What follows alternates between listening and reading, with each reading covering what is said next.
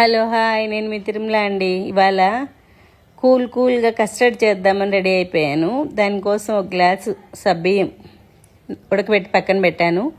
1 litre పాలు కాచి దాంట్లో 2 స్పూన్స్ కస్టర్డ్ వేసి చల్లార్చి పక్కన పెట్టాను. నా దగ్గర ఒక 5 రకాల ఫ్రూట్స్ ఉన్నాయండి, అవి కట్ చేసి పక్కన పెట్టాను. ఒక 2 స్పూన్లు సబ్జా నానేసాను. గోండ్ అంటారు కదా, దాన్ని గమ్ టైప్లో ఉంటుంది, దాన్ని నానబెట్టి పెట్టాను. ఫస్ట్ సబ్బియ్యం వేసేసి కస్టర్డ్ వేసి కలిపేశాను.